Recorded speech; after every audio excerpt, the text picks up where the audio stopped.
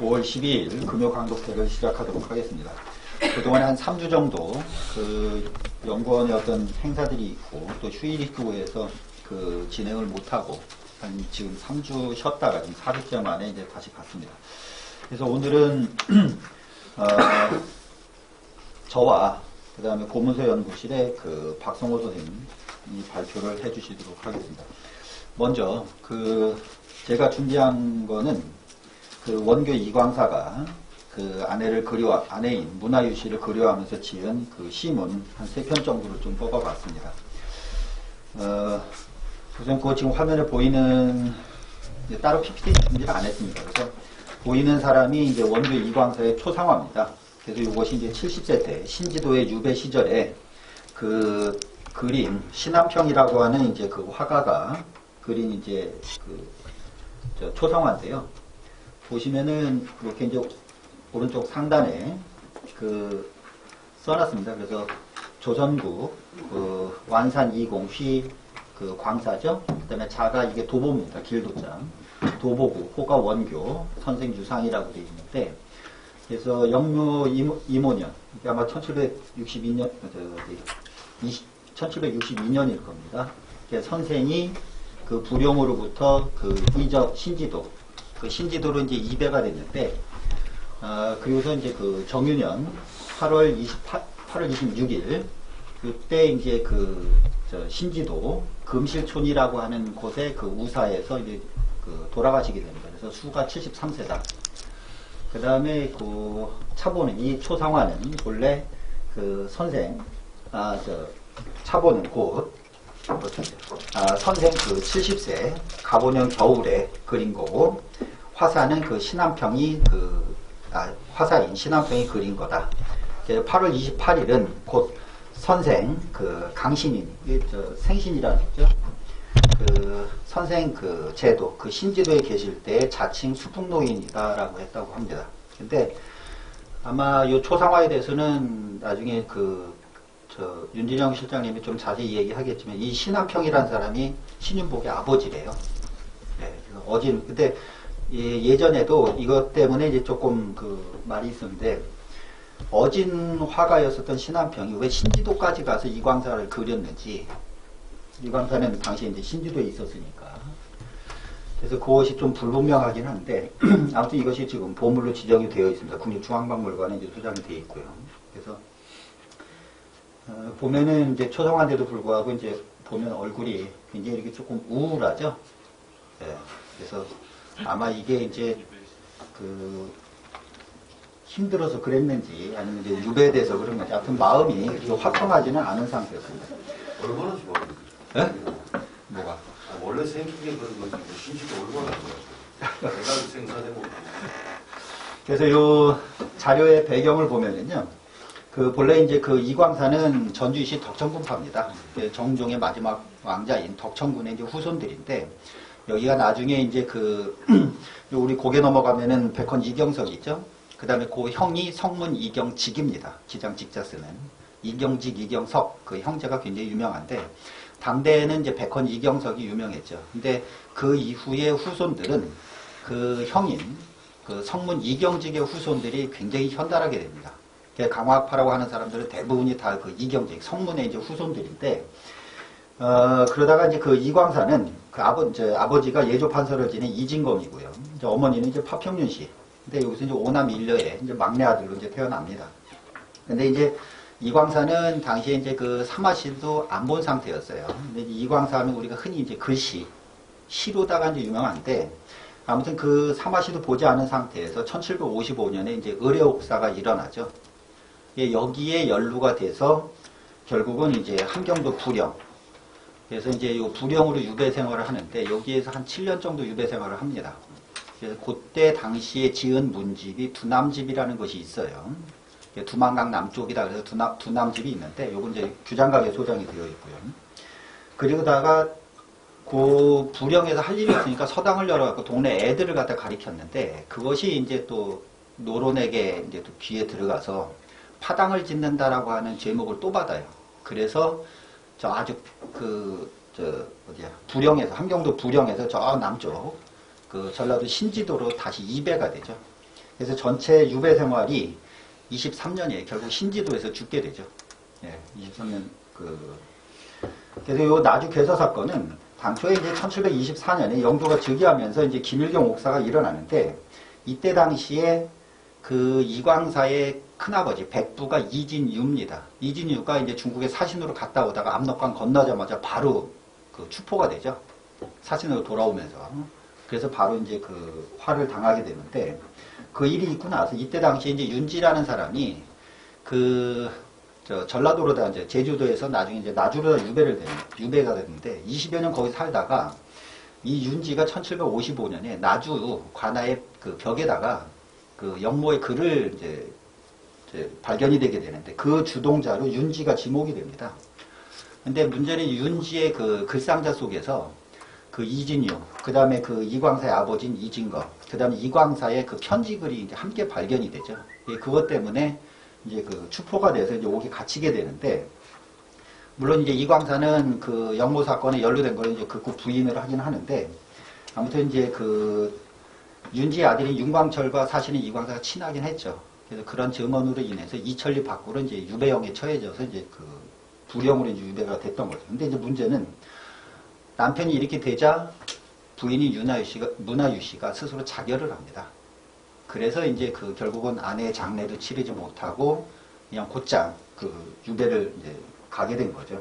그래서 이제 그것과 관련된 글들이 여기에 이제 몇 가지를 좀 뽑았습니다. 그래서 당시에 이제 문화유 씨는 3년 동안 이제 그 폐결핵에 걸려 있었다고 해요. 그래서 하루에 한 끼 식사를 이제 그 오전 내내 이제 조금씩 드실 정도로 굉장히 몸이 안 좋았었는데 남편이 이제 갇혔다는 얘기를 듣고 결국 이제 자결을 하게 되는 거죠. 원래 이제 이광사에게는 이제 권성중의 딸과 이제 첫 번째 결혼을 했는데 여기서는 자식이 없어요. 그리고 나서 이제 문화유 씨하고 다시 이제 문화유 씨를 재취 두 번째 부인으로 얻게 되는데 여기에서 이제 유명한 그 연려실 기술을 지은 큰아들이 그 이긍이고요. 둘째가 이제 그 아버지 학문을 계승했다라고 하는 학문과 그 글씨를 계승했다고 하는 신재 이영익이고요. 그 다음에 11살 차이 나는 늦둥이 딸을 둡니다. 나중에 이 양반은 이제 유재영에게 이제 시집을 가는데 요 딸이 당시 유배 갔을 때에 뭐 8살인가? 뭐 그랬죠. 그래서 어린 꼬마애가 그 이광사가 평소에 그 수박씨를 좋아했대요. 우리 그저 호박씨 까먹듯이. 그래서 그 불령으로 유배간 아버지를 위해서 여름에 수박 씨를 갖다가 말려가지고 보내줘요. 그래서 울면서 그 어린 딸에게 준 시가 또 실려 있거든요. 아무튼 그래서 결국 자신의 소원으로 장례를 치르지 못한 그 아내에 대한 그리움이 이제 묻혀 있습니다. 그래서 그 죽은 아내 유인 문화유 씨의 사실을 적다라고 하는 망처 유인 문화유 씨 기실은 요거는 두남집에만 실려 있어요. 부려 신지도에서 유배할 때에는 유배 시절에는 이제 수북집이라고 하는 목숨 숫자에다 북녘 국자하는 그 수북집이라고 하는 문집을 남겼다고 합니다. 그것이 나중에 합쳐져서 원교 집선이라고 하는 문집으로 이제 만들어지는데 저희 장서각이나 규장각에는 원교 집선은 있는데 이 수북집은 지금 전하지가 않고요. 두남집은 이제 규장각에만 전합니다. 근데 이것은 지금 두남집에만 실려 있는 겁니다. 그래서 원문은 그냥 가급적이면 조금 생략을 하겠습니다. 그래서 광사가 피나, 그러니까 내가 사로잡힌 것이 3월 초 엿새인데 3월 6일이었는데 그 유인이 그 상황을 보더니 벌써 살 생각이 없었다. 게다가 또한 말하기를 가인이, 그러니까 남편이죠. 이 양반이 이러한 지경에 들었으니 어찌 살아날 리가 있겠느냐. 이미 살아날 수 없다면 내가 어찌 구차히 살기를 기다리겠는가. 그러나 내가 우리 아버지께서 아끼고 길러주신 것을 생각하니 차마 칼로 남겨주신 이 몸을 해칠 수는 없다. 그래서 남자는 7일 동안 굶으면 죽고 여자는 8일을 굶으면 죽는다고 하는데 그러니 이 여드레가 8일이 내가 이 세상에 머물 수 있는 기한이다 라고 하였답니다. 마침내 그리고는 이제 한 모금의 물도 마시지 않은 것이 이제 6일 되었는데 갑자기 이제 그 헛소문이 이제 퍼져나서 그 광사인 나를 이제 포청에 끌고 내려서 장차 급형에 처할 것이라 하니 유인이 그 말을 듣고는 곧장 일어나서 그러니까 당시에 폐병으로 한 3년 동안 거의 몸져 누워있는 상태였는데 이 말을 듣고는 거기다 이제 한 6일을 굶었잖아요. 곧장 듣고 일어나서는 무명천으로 그 집 옆 처마 들보에 매서 자제, 스스로 이제 자진합니다. 처음에는 느슨하다가 나중에 긴박하였으니 요거는 이제 그 선남 후급, 요거는 상기 용단하고 연결이 되는 겁니다. 그래서 처음에는 이제 형세가 느슨하게 돌아갈 때에는 그 기미를 살피다가 그 후에 아주 상황이 급박하게 급변이 되면 이제 스스로 이제 용단, 아주 과감하게 결단을 내는 거죠.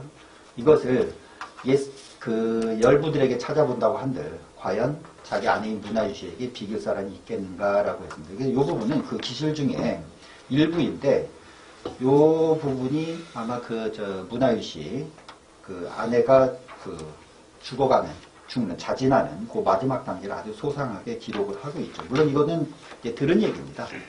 근데 당시에 그 문화유씨가 숨질 때에 그거는 이제 문화유씨 묘지명을 또 이광사가 짓는데 그걸 제가 인용할까 하다가 너무 길어져서 안 했는데 거기에는 이제 그 이광사에게 이제 유언을 유서를 남기고서 이제 자진을 하거든요. 근데 그때 이제 혹여라도 그 성은을 입어서 이제 살아서 당신이 돌아오게 되면은 돌아와서 내가 없는 걸 보더라도 너무 애통해하지 말라. 그 다음에 또 하나는 그 늙으신 어머니를 이제 남겨두고 떠나니까 잘 보살피라. 그 다음에 이제 어린 자식들 두고 가니까 잘 보살펴라. 세 가지를 이제 부탁을 하고서 이제 자진을 하게 되는 거죠.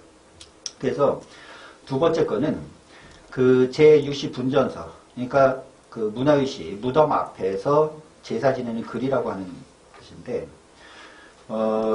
그렇게 이제 두 번째가 이제 제문입니다. 영별지후에 영영 이별한 뒤에 봄도 가고 여름도 가고 서리치고 바람도 쌀쌀한데 그 요즘 그 귀하신 몸 편안하십니까? 당신 아내에게 제사 지내는 거죠. 그래서 15모 계신 복된 땅을 가까이에서 바라보며 아침 저녁으로 받들고 그 모시리니 평소 미처 모시지 못한 하늘 아마 조금이나마 위로할 수 있겠습니다. 아들 금요, 이건 이제 금요는 이제 금익을 그렇게 부른 것 같아요. 아들 금요가 멀리 유배지로 문하노니 친척의 편지가 그 상에 가득 한 움큼인데 오직 당신의 글귀만 한 글자도 없고 또 나의 답장이 또한 여러 포기건만 포기입니다. 여러 포기건만 당신께 붙이는 한 반마디 말도 없으니 이게 무슨 사람의 정이겠습니까? 그래서 애는 마디마디 끊어질 듯하고 눈물은 황하를 쏟는 듯합니다. 살아서 그 애가 끊길 양이면 죽어 차라리 한 대 묻히는 것이 낫겠습니다. 어서 죽기를 간절히 바라지만 하늘은 이 소원을 빨리 들어주지 않습니다. 낮은 지루하고 그 기나긴 밤에 이승사리가 진정으로 애달픕니다. 한 이불 속 사랑을 베어버리고 슬하에 어린 것 사랑마저 길이 끊어버리고 그 다음에 복고한 좋은 집도 마다하고 인적 없는 빈산 황량한 기운만 가득한 벌에 야릇한 새 때때로 울고 처량한 바람 찬 비가 밤낮으로 서로 엇바뀌는데 홀로 깊은 무덤에 누워 해도 달도 못 보시는구나 그런 얘기예요. 영혼이 지각이 있다면 그 부분이 조금 걸리는 부분인데 만약 그런대로 자리를 함께 할 수 있다면 맛있는 음식을 먹는 즐거움 이 생에서 다시 얻을 수 있겠습니까? 그윽하고 고요한 맵시 그 다음에 바르고 조신한 태도 이 생에서 다시 볼 수 있겠습니까? 내가 좋아하는 것을 앞으로 누가 정성껏 해줄 것이며 내가 필요한 것을 누가 다시 마련하겠습니까? 내가 잘못한 것을 바로 잡아줄 사람이 누구이며 내가 의심스러운 것이 있으면 물어볼 사람이 누구이겠습니까? 해와 달과 별이 빛을 잃을지라도 이 한이 어찌 다 알 때가 있겠습니까? 여기까지 이제 정의를 읊은 거고요. 아들이 돌아가매 이 슬픈 마음을 적어 그 괴연에 고유하고 무덤 앞에서 다시 읽고서 태우라고 하였으니 밝고도 밝은 넋이 아마도 와서 듣는다면 이 늙은 호라비의 마음을 슬퍼하리라. 눈물이 먹에 젖어 사연조차 제대로 쓰지 못합니다. 라고 해서 끝을 맺죠. 그래서 그 다음에 이제 세 번째가 그 도망이라고 하는 그 시입니다. 그러니까 그 자기 부인인 그 문화유 씨에 대해서 글들이 많습니다. 아까 말씀드린 묘지명도 있고, 첫 번째 기일에 보낸 제문도 있고, 두 번째 기일에 보낸 제문도 있고, 또는 그 문화유 씨의 생일에 또 보낸 제문도 있어요. 그래서 그런 여러 이제 글들이 있는데, 세 번째는 이제 도망이라는 시입니다. 그래서 잠깐 네. 그게 이 마음을 저거 개연해 보여 무덤 앞에서 다시 읽고 태우라고 하였으니 누가 누구한테? 아, 자기 아들한테 그렇게 시킨 거죠. 그러니까 이광사가 이금익이 이제 돌아가잖아요. 그러니까 이 제문을 지어서 그 아내 그 괴연 그 거기에 제사 지낼 때 한번 읽고, 그 다음에 제도 또 그 무덤 앞에 가서 그 다시 한번, 그러니까 아마 그 저기 상을 저기 할 때 그 장례를 치렀어도 그 신주를 모신 그 괴연에서 한번 읽고, 그 다음에 다시 무덤 앞에 가서 다시 한번 읽고, 그리고 이제 불태워버려라. 그러니까 지가 안 읽고 아들한테 읽으라 했다. 그렇죠. 왜냐면 유배가 있으니까. 네. 그러니까 아자지 뒤 있잖아.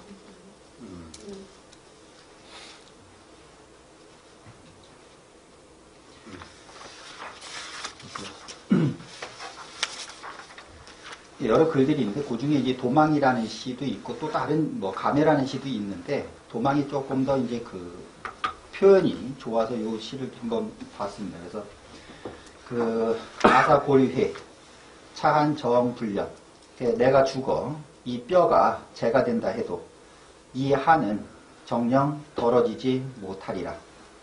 아생백 윤전 차한 장전, 이 목숨 100번 윤회 전생한다 해도 이 한은 응당 길이 오롯하게 남으리라. 수미 소여질 황하 세여연, 그 수미산이 그 작은 개미두처럼 작아지고, 그 다음에 황하가 작은 시냇물처럼 가늘어진다고 한들, 천의 장 고분 만도 매 상선, 1000번이나 그 고부를 땅에 묻고 10,000번이나 상선을 그 매장한다 한들, 천지탕 성박 1월 암여연, 천지가 요동쳐서 나무통이 되고 해와 달이 어두워져 연기와 같이 된다고 한들, 차한 결 부결 미구이 미견, 이 한은 맺히고 또 맺혀서 그러니까 시간이 가면 갈수록 더욱 그 굳어만 지리라. 번뇌 막 파괴 금강 막 찬척 착천, 이 번뇌는 깨뜨릴 수가 없으니 금강석인들 어찌 뚫을 수가 있겠는가. 장지면 성 일단하고 토처의 만대천이라. 그러니까 갈마두면 응어리가 되고 속에 그걸 토해내면 이 천지 사이에 가득 차리라. 차한 기 여차 군한 여견, 내 한이 이미 이러하니 그대의 한도 또한 마땅히 그러하리라. 양한이 장 불산이면 필류 회하변이라. 그래서 당신과 나의 이 두 한이 길이 흩어지지 않는다면 반드시 다시 만날 인연이 있으리라 라고 했죠. 물론 뭐 이광사는 글씨로만 이제 많이 이제 그 서결도 쓰고 해서 동국진체의 뭐 그 창시자다라고 이야기해서 글씨로 많이 얘기했는데, 실제 이광사 같은 경우는 글씨도 그랬지만은 시를 지을 때에도 이렇게 뭐랄까 좀 얽매임이 없었습니다. 그러니까 아주 자유롭게 그 시를 쓰거든요. 그래서 그런 시들, 글도 산문도 그렇고 시도 그렇고, 그러니까 이런 어떤 극적인 상황의 그 심정을 읊는 데에는 그런 자유롭게 표현하는 방법들이 아주 오히려 유용한 그런 효과를 냈죠. 그래서 물론 이제 이광사 같은 경우는 나중에 신지도 가서는 첩을 하나 또 드려요. 그러니까 이렇게 자기 아내를 그 그리워하면서도 그 나중에 신지도 갔을 때는 거기서 딸을 하나 낳았다고 그래요. 그러니까 아마 소시를 뒀던 것 같아요. 그래서 그 딸이 나중에 뭐 결혼하는 뭐 그런 얘기도 있긴 있는데, 근데 그 딸이 누구에게 어떻게 살았는지는 정확치는 않아요. 어떤 사연으로 어떤 사람을 맞이했는지는 모르겠는데, 아무튼 그 16년이죠. 16년간 신지도에 살면서 그 아마 또 삶은 삶이니까 그래서 또 다른 소실을 뒀던 것 같습니다. 그게 네. 신지도에 이광사가 유배를 가가지고 천안의 명필이라고 하니까 각 군진의 일반 그 요즘으로 치면 군대장까지도 전부 글씨를 달라고 했다는 거죠. 그러니까 그 자기 그 지금 얘기한 소실의 딸에게 글씨를 가르쳤어요. 네가 써라. 오늘날 남아있는 이광사 필적 중에 삐뚤삐뚤해서 흔히들 5차원적으로 해석하는 그 이광사가 유배에 가서 울울한 기분을 누르지 못해서 썼다고 하지만 한편으로 그 말이 썼나? 어린 딸이 못 쓴 글씨? 이거나 일리 보아나. 아니 실제 우리 장서에도 그 필첩이 있긴 있어요. 근데 보면 진짜 지렁이가 겨간 글씨 같아요. 그 딸이 쓰는. 예, 뭐 그걸 뭐 고차원적으로 뭐 비백이니 뭐 이렇게 표현할지 모르지만 이렇게 부수 갈라지고 획도 이렇게 가늘어가지고 좀 그런 게 있어요. 근데 예전에 그 저기 해남 대흥사죠? 대흥사의 그 대흥보전 현판을 원교가 썼다고 하잖아요. 근데 그거 보면은 획이 좀 가늘긴 해요. 근데 그거를 나중에 추사가 제주도로 유배 갈 때 가다가 보고 뭐 이렇게 글씨 못 썼다고 띄었다고 그랬죠. 띄었다가 나중에 해배돼서 돌아오다가 다시 붙였다는 거예요. 근데 갈 또 때마음하고 올 때 마음이 다른 거. 원교의 글씨가 조금 가늘긴 한 것 같아요. 저는 글씨는 잘 모릅니다. 예. 근데 이 도망 씨는 이게 원교가 지은 게 맞아요? 네. 원교의 시풍이 나는 안 읽어봐서 모르는데 이런 시풍인가요? 네, 원교가 굉장히 자유롭죠. 그 다음에 그, 본래 자유롭다면 자유로운데 야 이거는 원교가 이 정도밖에 못 쓴단 말이에요? 이상한데? 시 좋죠. 이거 왜. 아주 다 그건데 이제- 앞에하고 문장이 다르잖아요 지금. 실제 그 원교 이광사의 글이 쉽지는 않아요. 그러니까. 네, 왜냐면, 원래 이쪽이 그 얽매이는 걸 싫어하고 자유롭게 표현하는 걸 좋아해서, 그러니까 자꾸 그렇게 얘기하면 그거는 모든 걸 다 정당화하는 거니까 아까 얘기했잖아요. 그래서 이거는 좀 한번 지금 박 선생님 계속 자유롭고 얽매이지 않는다, 관계 불기라 이런 개념을 하시는. 저는 이거 아까 읽었을 때 느낌이 이건 좀 이상한데 전부 이제 불교의 아주 그 초보적인 걸로 비유를 하고 이러는데. 실제로 도망신 하나의 박 선생님 잘 아시겠지만 문학 장르 아니에요. 그렇죠. 네, 근데 이렇게 못 쓴다고 조금 좀, 뭐 하여튼 그건 제 생각이. 네.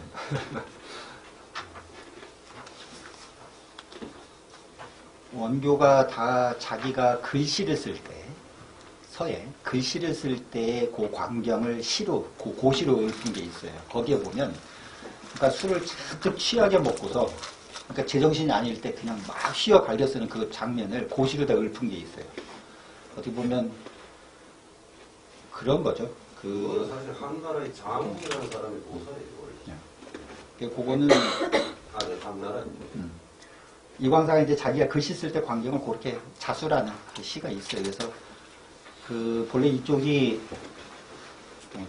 이남옥 선생님 있지만은 여기가 이제 조선의 양명학 계열이잖아요. 그러니까 이광사의 둘째 아들 그 신제 이영익이 그 하곡 정제도의 손자 사위가 돼요.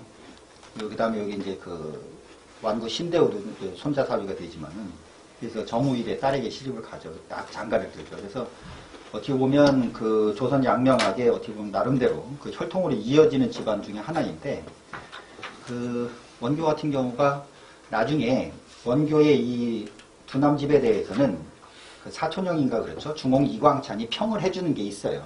이 두 남집이 이제 그 이광찬에게 흘러 들어갔어요. 그러니까 이광찬에게 보여주니까 이광찬이 이제 유배가 있는 자기 이제 동생한테 글을 써준 게 있어요. 근데 작품 하나하나 이제 평을 해주는데 그러니까 너무 이렇게 좀 얽매이지 않은가. 아까 이제 선생님 얘기했지만 그 불기한 것 이걸 좀 지적을 하거든요. 그 이광찬 같은 경우도 어떻게 보면 얽매이지 않았던 것이 이광사의 가장 큰 특징이라고 볼 수가 있죠. 선생님 그 6페이지에 네. 유시 무덤 앞에서 제가 지내는 네. 글이요. 그 원문에서 하나 둘 셋 넷 다섯 번째 줄 네. 맨 오른쪽에 네. 식량육직량 예. 근데 뭐 이거 있잖아요. 네. 맛있는 음식을 먹는 즐거움을 이 생에서 다시 얻을 수 있을까? 예. 근데 그 앞에 동상석이랑 약위 요견 네. 동상석 네. 그리고 그것도 아까 안개를 좀 조금 이상하다고. 해가지고 네. 봤는데 번역도 만약 그런 데는 자리를 함께 할 수 있다면 네. 그 원문 자체를 그렇게 끊지 마시고 그 앞에 종상유각 야규 요견 이렇게 내자 끊고 그 동상석을 뒤로 붙이라는 거죠. 식량육직랑은 네. 자리를 함께하면서 맛있는 음식을 먹고 즐거움을 이 세상에서 다시 할 수 있겠는가. 네. 일단 이제 문장 자체는 좀 그렇게 끊고 근데 그 야규 요견 예. 뭔지 잘 모르겠어요. 그러니까 그거를 찾다가 네, 네. 그게 근데 참 어쨌든 문장 자체는 그 앞에 내자 여덟 자를 맞추고 요 세자 요 하는 그 즐거움을 이 생에서 다시 얻게 있겠는가. 예. 그래서 그래서 나도 처음엔 그렇게 봤어요. 네. 근데 이 그 요견을 마땅히 뭘 어떻게 해석하기가 조금 모호해요. 그래서 근데 어쨌든 네. 지금 뭐 이러한 즐거움을 이 즐거움 두 가지죠, 선생님. 네. 자리를 함께하고 맛있는 걸 같이 먹고 그렇죠. 그쪽으로 이렇게 붙이. 예. 예. 그래서 동상석하고 그 식양유 예, 예. 이제 대로해서 예, 예, 예. 처음엔 그렇게 봤죠. 예. 예, 알겠습니다. 참고할게요.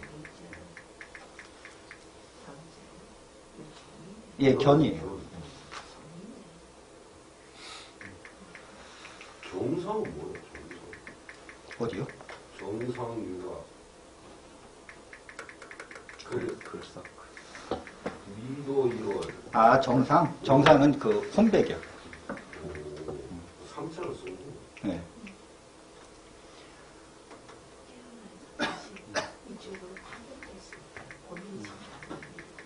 그러니까 그런가?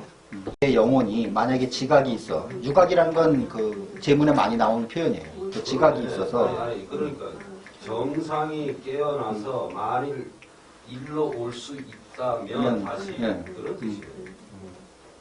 뭐야 이거 호러 무비잖아. 살아왔으면 좋겠다는 거지.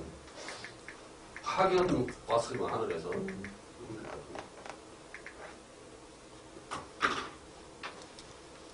같이 즐길 수 있는 천녀 유언도 아니고. 그러니까 이 문장하고 그 뒤에 앞에 문장은 좀 그런 나한테 뭐 도망치는 그런 좀 느낌이 왠지 원격으로 다 읽어봐서 모르겠는데 안 쓰는 느낌이 나는데 너무 차이가 나니까. 풍이라는 게 있는데 어떻게 이렇게 근데 이 차이가 나요? 두남 섭외 얼마나 있었을지 모른다. 그러니까 딸이 있을지도 모른다. 이걸 한번 주장해보면. 이 도망시는 두남, 그러니까 불령의 유배 시절이에요. 그렇기 때문에. 하여튼 여기에 지금 본원에 이완우 교수의 석사 논문이 바로 이 원교의 이관사인데, 이 원교는 사실 추사의 바로 전 단계 사람입니다. 서의사로서. 그래서 소위 말하는 그 법척, 척학의 완성자라고 하고, 추사는 비학의 이제 출발이다, 결국은 조조가고 생각을 그러니까 추사와 원교가 붙으면 결코 좋은 소리가 나올 수 없어요. 근데 지향하는 바가 다르기 때문에 그게 뭐 잘 쓰고 못 쓰고 단순히 그런 문제가 아니에요. 신념이 다르고 이상이 다르기 때문에 서로가 좋은 소리 안 나고. 근데 문제는 원교가 추사보다 먼저 태어나 먼저 죽었기 때문에 계속 욕을 먹는 거예요. 사실은 그렇지 않은데 실상 우리가 역사를 볼 때 그러니까 뭐 추사가 모든 걸 욕하듯이 추사를 공격하지 않는 사람이 없어요. 자기가 왜냐하면 천상천하 유아 독점이기 때문에. 아까도 뭐 지나가다 욕했다 그랬죠. 그다음에 또 전주 지나가다 창암 2, 3만 고사가 유명하거든요. 이런 시골 초로의 글씨가 있는 거죠. 다 까는 거죠. 선생님, 네. 맨 앞에 네. 그 원문 있잖아요. 예. 거기 세 번째 줄 맨 앞에 그 자금할 때 음자가 워낙에 이 음자예요. 예, 그늘음자예요. 예. 그래서, 이 부분도 그래서 그냥 음이라 그냥 물숫자 대신. 음자 예. 아니면 아니, 그래야지 그늘음자. 한국자 뭐 마시지 않은 게 적시지 않은 게 6일이나 됐다 이럴 것 같은데 이 음자로 돼 있군요 네. 원문에. 네. 근데 그리워하는 아내를 이거 자기가 잘못해서 죽게 해놓고 이렇게 지가 죽겠는 그거 어쩔 수 없죠. 아니 얘기하자. 것이지. 지가 죽겠놓고 아니, 지가 잘못해. 지가 이렇게 쓰면 너무 밋밋하잖아. 네. 잘못해서 죽게 한 게 아니지. 너한테도 진짜 아니 내 얘기는 그릇을 이러면은 하늘에 원수를 갖고 왕한테 원수를 갖고 이렇게 좀 확 이래가지고 그럼 지만 죽는 게 아니고 다 죽지. 왕한테 이래가지고 무슨 의미가 있어? 아니 근데 왕이 원수를 갚는 게 아니라 원교도 이제 이광사도 그러고 아까 얘기했듯이 그 부인도 그 문화유 씨도 죽을 때 유서를 남겼다고 그랬잖아요. 거기도 그랬고 이광사도 그렇고 자기가 살아있는 게 그 임금의 은혜를 입어서 내 강화학과 다른 것들을 내가 막 여러 수업도 듣고 네. 그래서 어쩌냐고 그러면 막 복수심에 불타가지고 나를 한번 뒤엎던지 섬에 가서 뭘 하겠다 막 사극을 너무 본 거야. 아니 이 사람들이 뒤에 이경이 뭐 온 네. 동네 사람들이 진짜 유자 참 진짜 광자들 사람들 이 똘똘 뭉쳐가지고 좀 한번 해보지 그 시골에 가서 아, 그러다가 마누라 그러다가 지금 의료옥이 일어난 거 아니에요. 영모 일으켰다가 결국은 다 굴비 엮이듯이 다 엮여서 들어갑니다. 야, 이건 마음에 안 들어. 이건 너무 밋밋해, 해석을. 이래가지고. 백서도 안 그래. 이래면 너무. 지가 죽게 해놓고. 아 근데 아니 옛날에는 막 유배가 하는 것도 물론 이제 끝까지 좋아하는 분들 대부분은 그것도 다 임금님의 은총을 입어서 내가 유배 간다 막 그러라고 다 그런 식으로 아니, 그때 많이 있더라고요. 아, 지랄하네. 이렇게 써야지. 어제 선배들이 왕을 부정하진 않았어, 선생님. 당연히 그렇지. 보면 보면 왕을 부정하는 줄 알았는데 유배 가는 그러면 안 되지. 성을 입어서 임금이 덕대고 이렇게 유배를 생각해야지. 가는 후손들이 이집 후손들이 그래도 과거 문과에 계속 나와. 2, 3대 지나고 나면 또 나온다고. 아니, 제가 이 집에 우리 박 선생하고 집도 있고, 고문서 집선도 있고, 그 다음에 뭘 또 여러 가지로 많이 했는데, 이 집안에 묘사 때 가면 제가 그 100명 앞에놓고 그걸 합니다. 요 바로 요 묘사 때 한 100명 모입니다. 야, 참 내가 설명하면서 자꾸 칭송 일본대로 말하지만은 너무 답답해요. 고문서도 이 집에 고문서를 다 갖다 놨어요. 우리 뭐죠 우리 진천 정천 전주희 씨 해가지고 떠나는데 한번 보세요. 그때 필사본이 많아가지고 고문서 말고 우리 박 선생님한테 그걸 해가지고 해제를 써가지고 그걸 가지고 승대 안대 선생이 제자가 박사 논문을 하나 썼다 하더라고. 최근에 연락이 와서 이 집 관련 고문서를 별책으로 하나 엮어서 같이 묶었어요. 고문서 전형적인 고문서 아니지만은 막 이걸 빼만 핵심을 잊어버렸네 해가지고 한 척으로 묶었다고. 한번 보세요. 이거 26첩인가? 고문서 입성요. 아, 그 이준정 선생 그때 네, 이준정 선생이라고 고문서 답사갈 때 유일하게 비행기 타고 간 집안에.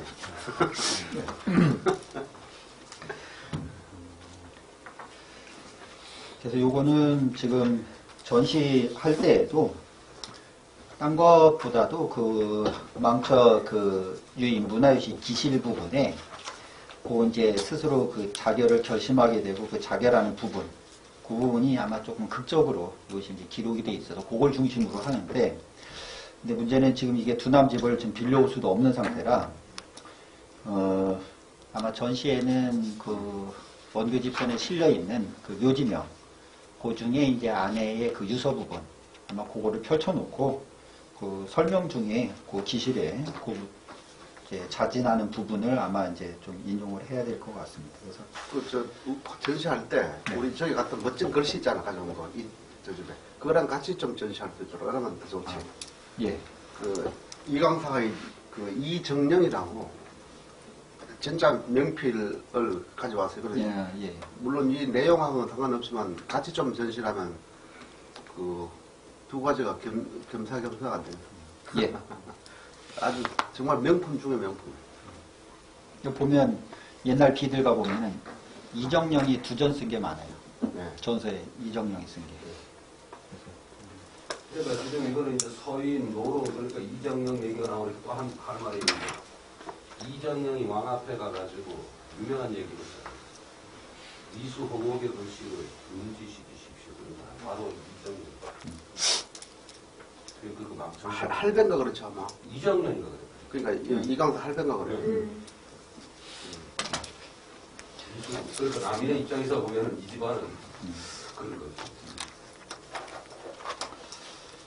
예, 그러면 제 발표는 이걸로 마치고, 그 다음에 박성호 선생님, 두 번째 이렇게 해주시겠습니다.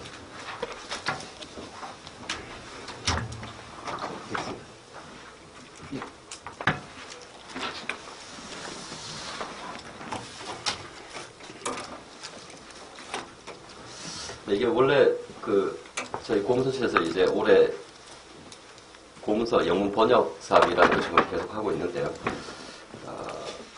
조선 전기 지금 매매 문서들을 좀 하고 있습니다. 그래서 원래 실장님께서 유럽 출장 가시기 전에 저한테 흥협배 씨 꾸러미를 주고 가셨습니다. 이 아래 보면 이렇게 있는데 어쨌건 다 좀 사료로서 의의가 있는 것들 위주로 골라주고 가셨는데, 그래서 제가 한번 검토해 보다가 이게 두 건을 왜 골랐냐면은, 이게 우리가 지금 기획하는 그 영문 번역본이 사실 선집이라서, 이게 선집에서 사실 이렇게 이제 중간에 번역하다가 뭐 점점점 막 이 손실될 부분이 있으면 사실 좀 뭔가 표준으로서 좀 적격이 아니겠다 싶어가지고, 그 공교롭게 보면 이게 중간에 다 이 손실이 많아요. 그래가지고 지금 손상이 없는 두 개를 선정했습니다. 제가 무슨 뭐 사료적 가치 판단해서 한 게 아니라, 그나마 이제 온전하게 처음부터 끝까지 이 문장 전체 내용 볼 수 있는 두 건을 지금 선별해서 오늘 강독을 하겠습니다.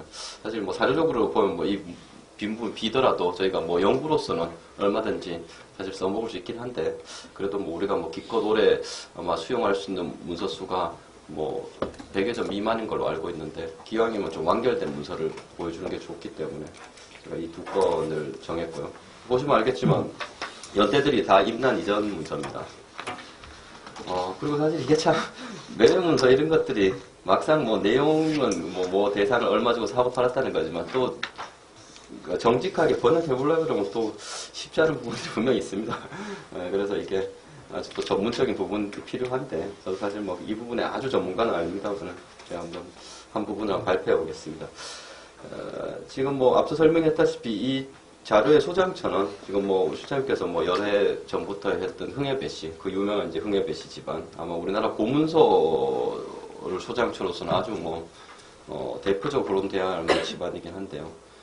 그 집안에 수장돼 있었습니다. 뭐 제가 1, 2번에 거쳐서 간략히 소개했는데, 이거는 뭐 일명 그 백축당 종가 또는 이제 이면제 종가, 뭐 금역당 종가 이렇게도 불립니다. 그러니까 지금 안동대학교 옆에 이건을 해놨습니다. 여기도 이제 안동댐 지으면서 수몰되고 하면서 이제 종가를 옮겼는데요.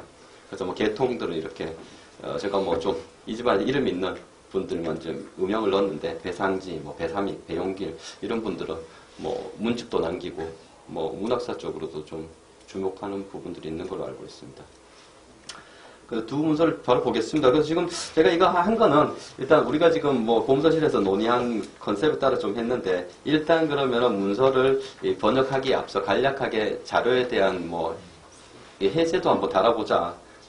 그래서 좀 해제도 채널 한번 간단히 적어보고, 그 다음에 이게 결과물로서는 뭐 앞에서도 얘기했지만 이 한글 번역본은 없는 겁니다. 결과적으로 바로 그냥 영문이 제시되는 건데, 그래서 그 온전한 좀 그나마 품질 좋은 영문이 나오기 위해서는 이 우리가 지금 하는 이게 한글이 좀 잘 나와야 되기 때문에, 실제로 뭐 결과물로서는 저희 한 거는 의미는 없습니다만은 그 중간 과정을 좀 정교하게 하기 위해서 지금 하는 작업입니다. 뭐 제 해제는 간단히 읽겠습니다. 이게 1537년 12월 7일에 우찬이라는 사람입니다. 이게 단양우시인데요. 이 집안 한번 제가 족보를 확인해 보니까 나오더라고요. 그 우찬이 자신이 소유하고 있던 논 두 곳을 배천석이라는 사람, 이 흥해배 씨죠. 배천석에게 팔대 작성한, 일단 제가 매매 계약서라는 용어를 써봤습니다. 이게 뭐 우리가 지금 명문 이렇게 해버릴 때 명문이라는 이 단어 자체가 번역을 해서 전달될 때 좀 전달성이 약하기 때문에 이걸 그냥 진짜 음차해가지고 MIEONG 해가지고 이렇게 명문으로 하고 위에 줄을 달 것인가 아니면 처음부터 그냥 이 실질적으로 계약서 맞거든요. 그래서 이제 매매 계약서다 이렇게 소개하는 게 나을까요? 이건 한번 저희가 논의해 볼 필요가 있고 일단 제가 해제는 매매 계약서라고 표현했습니다. 그래서 당시의 우차는 본문에서는 국채라고 나옵니다. 나라 국자에다가 비채자. 근데 이게 실제 당시로 봐서 이제 황국으로 보여요. 그래서 이제 저는 이제 해제에서는 나라에서 황국을 빌려 썼다가 갚을 능력이 모자라자 자기 소유의 논 2곳을 팔 수밖에 없었다. 이 매매가 이루어진 배경입니다. 그래서 논 약 8마지기가 보니까 이 본문에 당시 가치로 목면 한 4동에 해당되는데 실제로는 현물인 정조. 이건 쌀로 번역하는 게 좋을지. 예, 그때 구분합니다만 정조 12석. 그 다음에 7년생 순말 1마리, 목면 1정을 받고 팔았습니다. 그 조선전기 일종의 이제 한국 운영의 일면. 그러니까 문서 한 장이기 때문에 이걸 가지고 무슨 큰 얘기는 할 수 없습니다만은, 이 한국 운영의 일면과 또 이 경상도 예안이라는 이 지역에서의 어떤 논매매 실태, 실제로 이제 그 관심이 그런 거다. 임난 이전에 물가 이런 데 관심 있는 분들도 있고, 사실 이런 자료가 활용될 부분이 되게 그런 부분인데요. 그래서 지금 이런 실태를 일면을 엿볼 수 있다 정도의 의미를 부여했습니다. 물론 문서로서는 이제 계약서 작성 당시 조선시대 문서 작성의 관행대로 우찬의 친동생과 사촌동생이 증인으로 참여하였다. 이건 일반적으로 우리가 많이 봐서 알긴 한데. 그리고 전전기 예안 지역의 유력 가문인 단양우씨, 이건 아마 역동우탁을 배출한 집안이죠. 단양우씨와 흥해배씨 사이에 거래라는 측면에서 주목할 만한 지점이 있다. 이건 좀 사견입니다만은 이게 왜냐하면 이제 단양우씨 집안은 문서가 안 남아 있어요. 근데 족보를 찾아보니까 이 우찬 형제도 쭉 나오더라고요. 그러니까 사실은 흥해배씨 집안 문서를 통해서 이 집안의 전기 이 사람들의 사실 문서로서 출연하는 거죠. 그 족보에 보니까 형제 선호가 바뀌어 있더라고요. 그렇다면 이럴 때는 사실 공문서를 우선으로 봐야 하지 않겠나 싶은 생각인데 그래서 하여튼 조선전기 실제로는 조선 중후기의 안동지력의 유력 사족들은 좀 다른 집안들이 있지만 실제로는 오히려 올라가면 흥해배씨 집안이 사실은 그 조선 중후기 형성된 안동지역의 어떤 어머니 같은 집안이죠. 이 집 사이들. 외손들 다 이렇게 나가기 때문에 전기의 어떤 이 지역의 가문 자료라는 측면도 같이 검토해 볼 수 있습니다. 문서를 보겠습니다. 글쎄요, 사실 제가 출력해 드린 것도 볼만은 할 것 같습니다. 이게 뒤에 붙였는데요. 짧으니까 제가 본문도 읽고 이제 번역도 번역이 왜 그런지 모르겠는데 한번 비교해서 보겠습니다. 가정 16년 12월 초 7일 정부 소유관은 이제 가진자라 그러죠. 한자를 숫자에 대해서는 좀 이제 복잡하게 쓰는 이 글자. 배천석 처 명문 한우원 삽단 이렇게 돼 있죠. 이건 앞에서도 지난번에 거론됐습니다만 모든 명문이 되게 이렇게 하면은 시작부터 끝까지 거의 한 문장이죠. 의신여, 의몸여라고 읽기도 하고요. 간난소치로, 국채정납. 제가 여기서 아까 얘기했던 국채정납이라고 표현합니다. 국채정납, 부득을지주로, 매득학연, 노, 윤동명부, 삼건원답, 정조, 칠두락지, 13복, 구, 이거 보통 이제 복, 이거 부로 발음하기도 부, 속이 나와야 되는데, 이건 실제 글자 보면 알겠죠. 오렐 부자를 썼더라고요. 그래서 이거 오렐 부자를 속 대신 쓴 사례가 있나 좀 조사를 해봤는데, 잘 눈에 안 띕니다. 어쨌건 이건 속을 이렇게 부로 쓴 것 같고요. 네. 그, 여몽득처, 매득학연, 노, 순명명부, 동원답, 상, 이게 야인데, 이게 사실 종상이 제가 공문서 물리상으로는 이건 상야미, 이렇게 읽어야지 않겠나. 우리가 동상 이제 얌이라고 하잖아요. 뱀이. 그러니까 뱀이라고 하는 그래서 여기는 옷뱀이 아닌가 제 추정입니다. 실제로는 그 밑자를 쓰는데 여기는 또 야이라고 해서 이건 그 지역 발음. 저도 이쪽 사람인데 이 얘기 못 들어봤는데. 야이, 뱀이로 읽어야지 않겠나. 이거는 정조 일두락지 이복 이군데요. 아마 이것도 이복 이속으로 봐야지 않겠나 싶은데. 병, 절, 목면, 사동, 내, 정조, 25석. 이 앞에서도 한번 나왔었죠, 그때. 화, 치룽, 치룽마, 일척, 목면, 일정 등, 의수, 받자하고, 영영 방매하고 온, 자손 전지 진장 경식 하오대 후차 의 동생급 자손 등여 쟁망 하이꺼 등을 차 명문 내 을스아 고감 변정 하올리 뭐 답주 잡필 전훈도 우찬 그다음 서명 뭐 창명 차갑을 2개 다 했고요. 그다음 이제 증보로서 동생 동생이 자기 이제 친동생이죠. 학생 이거는 적입니다. 이제 뭐 성을 뺐는데 적하고 이거 창명만 하고 사촌제인 또 학생 우윤이죠. 이건 창명. 그래서 이게 족보를 보니까 이게 선우가 좀 바뀌어 있더라고요. 그래서 제가 이거는 뭐 족보보다는 아마 공문서를 신뢰하지 않겠나 하는 생각입니다. 위에 걸 이제 제가 밑에 번역을 이렇게 놨습니다. 이거 조금 이제 일종의 의역이 포함된 겁니다. 그럼 이제 이 한글 번역이 좀 매끄럽게 나와야 영문 번역하는 사람이 실제로는 좀 오해 없이 좀 뭐 한글이 애매하면 이제 번역이 잘 안 되니까 제가 그걸 좀 염두에 두고 좀 한 번역인데요. 가정 16년. 그래서 이것도 번역자가 가정 16년으로 뭐 하는지 이거 원칙을 정해야겠죠. 그냥 바로 뭐 1537년으로 할 수도 있을 테고. 12월 7일 배천석에게 명문을 작성해 준다. 이렇게 저는 이렇게 좀 해봤습니다. 기존에 이제 뭐 명문을 하는 것은 다음과 같다 이런 식으로 좀 많이 했어요 저희가. 왜냐하면 이게 끊어주긴 해야 되는데 그래서 뭐 이 명문은 내용은 아래와 같다 이런 식의 이제 그 기법도 있습니다만은 제가 볼 때 그냥 우리말로 되게 그냥 명문을 작성해 준다 하고 하는 것도 괜찮을 것 같아요. 그리고 이 명문을 그냥 바로 그냥 매매 계약서 얘기해도 왜냐 영어로 번역할 때는 이거 뭐 영어로 모르는 거 뭐 컨트랙트라고 합니까? 뭐 하여튼 뭐 그렇게 단어를 써서 바로 번역하는 게 의미 전달력이 있지 않겠나 싶은 생각 들고 어쨌건 여기서는 뭐 생각들 좀 여러 가지 전달하려고 하는데요. 이거 내가 가난해서 이거는 파는 사람 입장이죠. 갓난소치로 국채를 이제 나라에서 빌려다 쓴 빚이라고 그냥 일종의 그 직역을 했습니다. 그 제도상으로 한국으로 보이는데요. 갚을 수 없게 되었으므로 내가 사들인 남자종 윤동의 명의로 되어 있는 삼권원에 있는 논 이게 길어지죠 수식어가 앞에 여기 원문에 나오지만 매득하견 노윤동 명부 그러니까 조선시대 토지 대장에 등재될 때 사실은 내 땅이긴 한데 그 땅이 자기 노비 이름으로 올라가 있는 겁니다. 윤동 밑에 이렇게 돼 있으니 그래서 이게 길어진 건데요. 삼권에 있는 땅, 논하고 콤마를 썼습니다. 이게 좀 영어식 표현이죠. 일종의 좀 부연 설명하는 부분들은 콤마로 되게 달아주니까 이렇게 하면 오해가 없지 않겠나. 왜냐면 이 논이 실제로는 정조 7, 이건 뭐 두락치를 돼지기로, 이것도 사실 좀 조금 뒤에 얘기하려고 합니다만 이걸 뭐 굳이 또 우리말로 돼지기로 해줘야 할까. 그냥 한문 음차대로 그냥 두락치로 해주고, 복이면 복으로 읽어주고, 실제 관행적으로 뭐 두락을 읽었다 그러지만, 좀 그것도 통일할 필요가 있는 것 같아요. 아니 뭐 두락지가 왜 돼지기가 돼? 두락 마지기죠. 마지기. 예, 마지기로 하고 돼지기는 승낙지니까. 하여튼 마지기. 그다음에 16부 구무.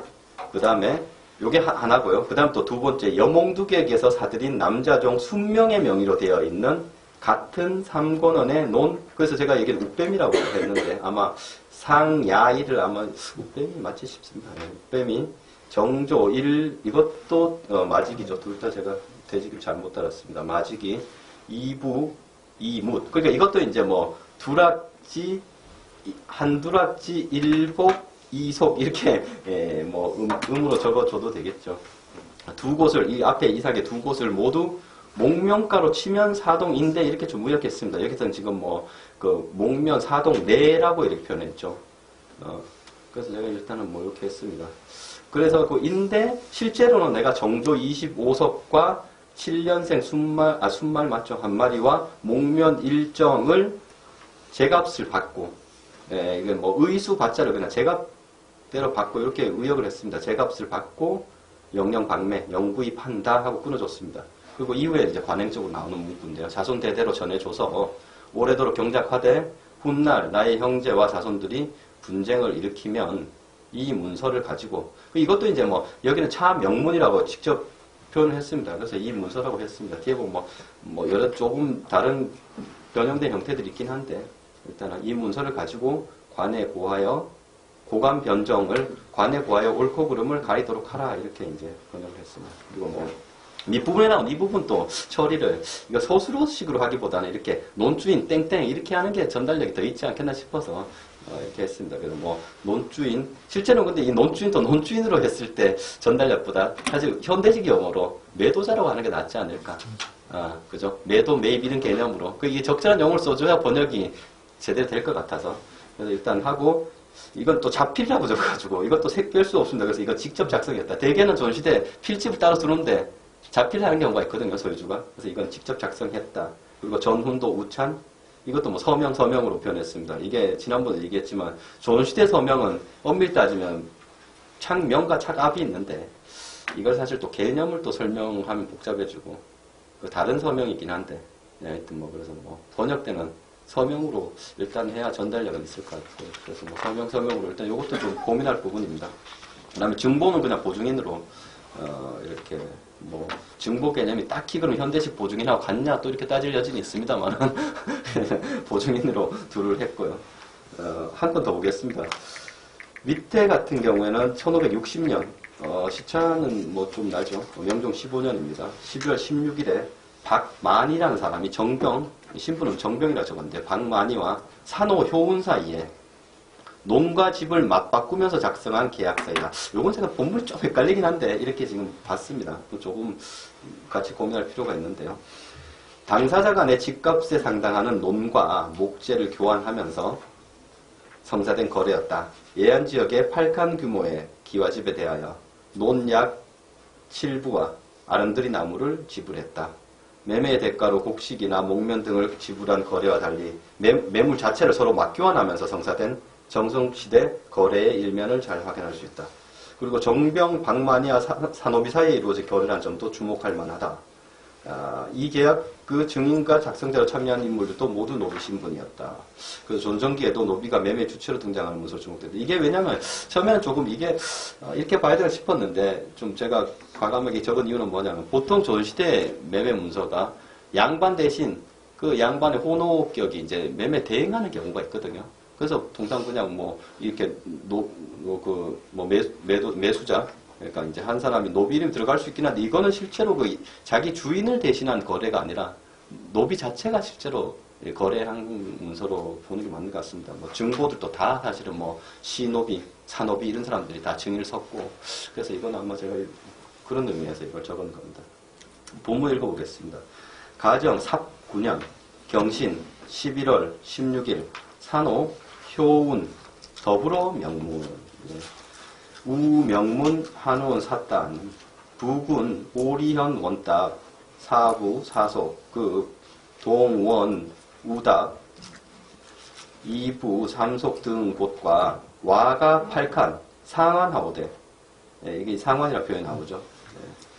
가사 부족조로 상역의 원행 내에 관지 받자하고 영영 상환방매라는 표현이 나오죠. 하고 원 후차 별한 바 있거든 차 문자내 을스아 고간 변정하올리 그러면서 제주는 정병 박만이가 한 거죠. 그리고 여기 증부와 필집 보면은 신호 이건 뭐 전호석 산호 정금석 이거 참 노비들이 다 성을 이렇게 진짜 이제 전시 정시를 봐야 될지 좀 그 부분도 있습니다. 그리고 필집 산호 전호계 이 사람들은 서명은 실제 문서를 보게 되면은 자기 좌촌 손마디 그린 경우도 있고 그 다음 실제 서명을 한 경우도 있습니다. 그래서 이게 창명 이런 서명을 한 경우에는 이 사람들이 원래는 신분상 좀 이렇게 했는데 뭐 좀 부득이한 사연으로 이렇게 노비가 된 건지 아무튼 뭐 따져보면 번역은 한번 보겠습니다. 가정 39년 1560년 경신 11월 16일에 산호 효운에게 써주는 명문이라고 읽겠습니다. 이게 앞에 문서하고 좀 차이는 뭐냐면 앞에 문서는 며칠 누구누구에게 뭐뭐 하는 샀단 거에서 바로 그냥 일종의 제목이 없이 바로 연결되는 문서 형식이라면은 요거는 그냥 어떤 면에서 제목격에 해당되는 명문을 끊어주고 뒤에 우명문 이렇게 시작하죠. 그런 차이가 있습니다. 그래서 요거는 지금 효운에 써주는 명문으로 일단 첫 줄을 끊어줬고 두 번째 이제 우명문 한원 샀다는 부분을 그냥 명문을 작성한다 이렇게 제가 끌어봤습니다. 이거 통상 이제 뭐 명문은 아래와 같다 이렇게 하는 그 경우도 많죠. 내용은 부분에 있는 오리현 원의 논 4부 4무 그리고 같은 원의 논 2부 3속 등과 그러니까 앞에 땅 2개를 거론하고 기와집 8칸을 상환인데 이제 얘가 번역을 서로 맞바꾸대로 이렇게 했습니다. 근데 맞바꾸다 보니까 딱 떨어지지 않는 겁니다. 집값이. 그래서 집값 부족조라는 부분을 이제 그죠? 가사 부족조라는 부분을 제가 이렇게 집값에서 부족한 만큼을 상역의 원행 안에 있는 이게 이제 관지라고 나왔죠. 관지할 수 있는 가지니까 굉장히 큰 아름드리 나무가 아닌가. 왜냐하면 집값 보다 이제 지금 땅이 지금 값어치가 떨어지기 때문에 좀 메꿔줘야 되잖아요. 그렇기 때문에 이제 그 플러스해서 주는 게 이게 그 관지란 부분 그래서 제가 관을 짤 수 있을 정도의 아름드리 나무라고 이렇게 번역해서 옛날에 뭐 나무가 실제로 뭐 값어치가 있죠. 그래서 아름드리 나무로 받고 영구히 맞바꾸어 판다. 상환 방매 부분을 그렇게 이렇게 봉상이 그 봉상 맞아요? 봉상 맞죠? 받자 하고 의수자 탈초를 원문에요? 잘못 헤딩한 거 네, 상환 봉상 맞는데요? 아니, 봉자가 봉알 봉자에서 봉할 봉자. 밭들 봉자 앞에 그 손수변이. 네, 손수변 하지 않았습니까? 지금? 봉알 봉자에는 봉알 안 되고 그래요? 여기 제가 좀 안 보이는데. 그 끝에서 두 번째 쪽맨 첫자예요. 첫자, 그러네. 네. 밭들, 손수변에 있는, 제 위에 거 봤습니다. 밭자하고, 그렇게 막 훗날 문제가 생기면 이 문서를 가지고 관에 구하여 옳고 그름을 바로 잡으라 하면서 뭐 제주, 중보, 필집 이렇게 나왔습니다. 그래서 뭐 제가 위에 두 문서는 뭐 이렇게 했는데요. 아마 좀 번역 부분에 좀 뭐 미심쩍은 부분들 얘기해 줄 부분이 있으면 얘기해 주시고. 그 다음 두 번째 이제 제가 이거 실제 번역 관련해서 논의사항이라고 좀 정리를 해봤습니다. 왜냐하면 이게 어차피 우리가 그 영문 번역을 지금 이제 목표에 두고 하기 때문에 이걸 어떻게 이제 하는 게 좀 약속이 필요하기 때문에 그래서 가급적 제가 좀 매끄러운 한글 번역, 맥락에 맞는 한글 번역이 나와줘야겠다. 그래서 도입부 같은데 처리를 예컨대 이제 모년, 모월, 모이하고 우명문, 한원, 삿단 이런 식으로 나오는 그 패턴이 하나 있었죠. 이 부분들은 어떻게 번역하는지 좀 약속이 필요하고요. 그래서 뭐 일단 얘가 뭐의 아무에게 주는 명문하고 점을 찍고 뭐 명문을 작성함 아니면 뭐 이 명문의 내용은 아래와 같은 뭐 이런 식의 하나 안이 있을 수 있겠고 또 이 앞에서 나왔듯이 모년 모월 모일 모처에게 명문 한원 샀다 바로 그냥 연결되는 패턴이 하나 나왔죠. 이것도 마찬가지입니다. 그래서 뭐 이 부분들에 대한 우리 내부적 약속이 필요합니다. 그래서 또 여기서 또 명문을 제가 이게 아까 얘기했듯이 명문이라고 이렇게 해주느냐 아니면 처음부터 그냥 계약서 현대식으로 이렇게 해주는 게 좋으냐 이런 부분들 있고요. 그다음 마무리 부분 뭐 후차 뭐 나왔죠. 뭐 경계하는 거 쟁망이 있거든 뭐 이 문자를 가지고 하라 이 부분들은 전체 맥락이 이렇기 때문에 조금씩 이제 마무리하는 부분에 문구 차이가 좀 있더라도 요 맥락에 맞게 번역해 줄 필요가 있다. 왜냐면 뭐 지금 차 명문 내 을사, 차 문자 내 을사, 지차 문기 고감 변정 이런 식의 사실 표현은 좀 다릅니다.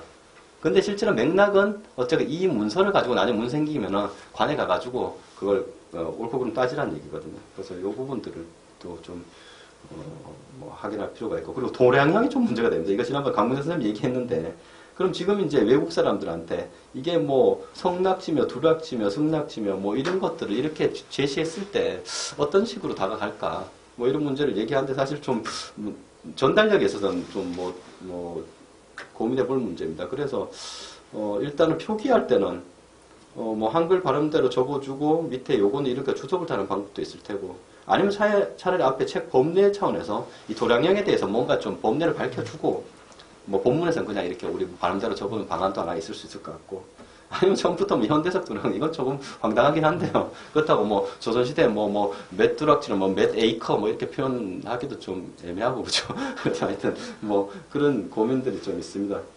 여기 이제 서명이나 인장 부분에 대해서도 이제 좀 얘기하는 부분들 좀 정리해봤습니다. 뭐 창명, 차갑 학술적으로 우리는 구분하는데 좌촌, 우촌, 수장 뭐 이런 부분들을 뭐 어떤 식으로 좀 표현해 줄지 그냥 사인과 아니면 뭐 손 모양이라든가 뭐 이런 식의 표현하는 방법 이런 것들 그다음에 뭐 가끔 이제 부인들 사대부가 부인들 도장이 나오죠. 도서 이런 부분도 있으니까 이것도 한번 좀 우리가 확인해 줘야 되고 노비도 이제 번역할 때 우리가 지금 기존에는 노비 나오면은 그 번역자에 따라 사내종 누구, 뭐 계집종 누구 이렇게 표현하기도 하고, 좀 어떤 분들은 남자종, 여자종 하기도 하고, 뭐 이런 것도 그래서 이게 실제로 영어로 번역될 때 이게 성에 따라 번역이 될까?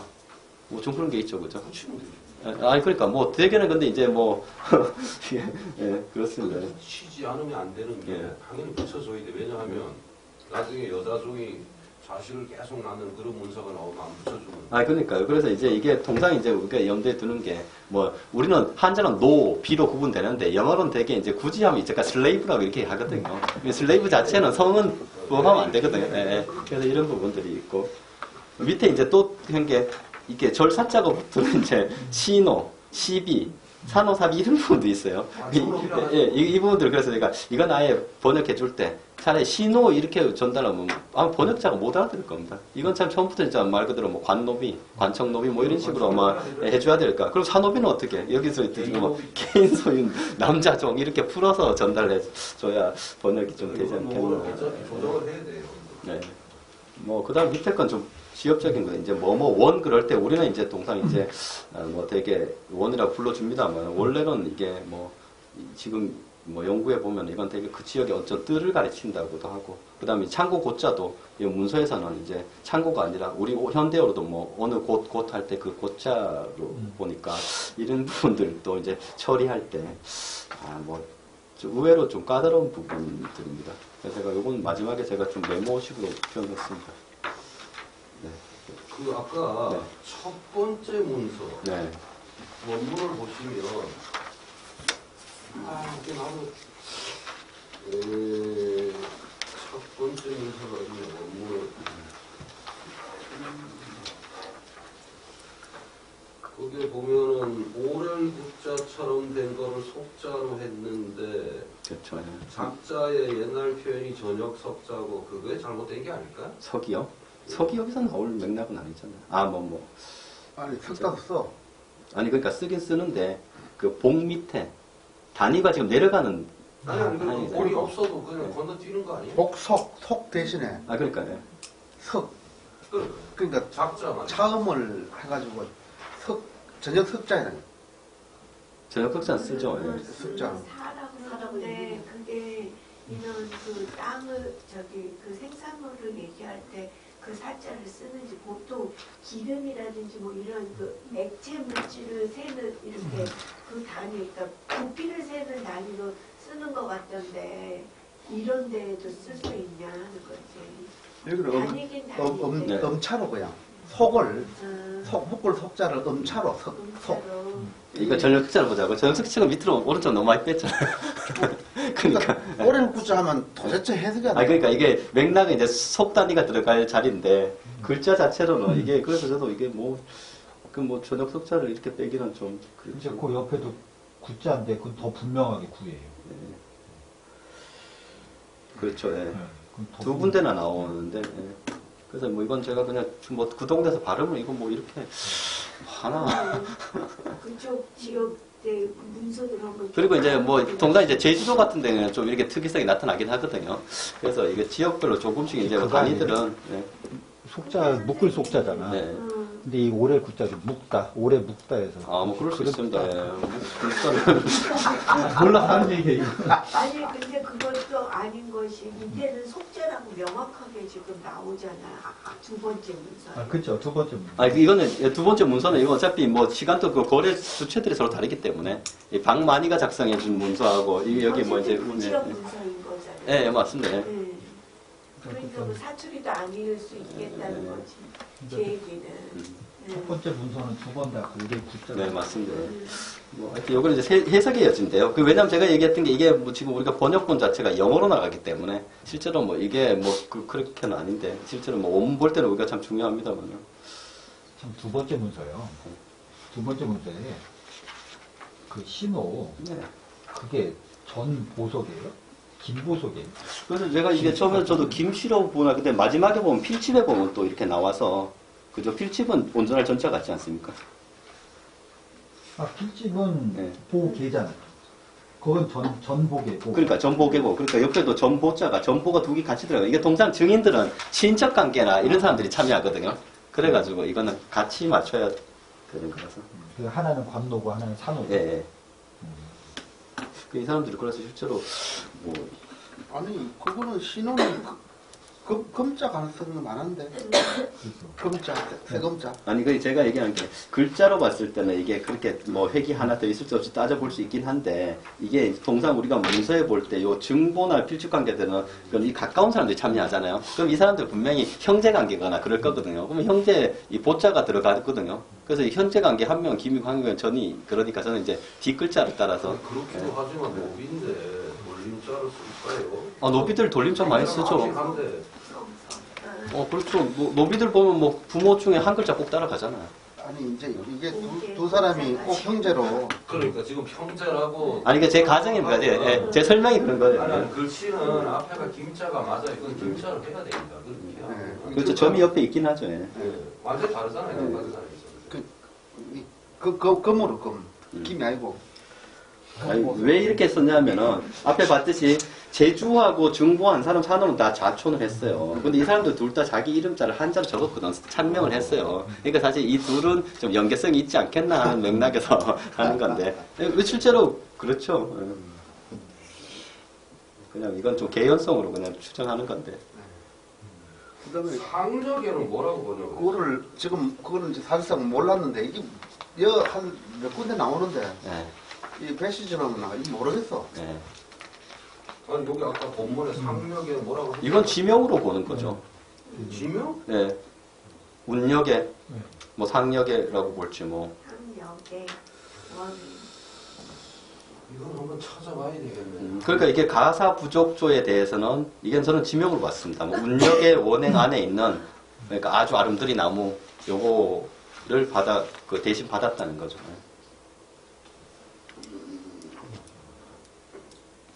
원행. 예. 원행이 그럼 뭔 길래? 그러니까 이거는 맥락상 위치 맥락이 나와야 되는 상황이니까. 이걸 이제 뭐 의미를 가지고 따져 볼 때는 글쎄요. 아니 상력애가 다른 데도 서너 군데 나오는데 뭐 이게 무슨 뭐 고개 뭐 이런 뭐 명확할 아니, 텐데 그것도 아니죠. 그게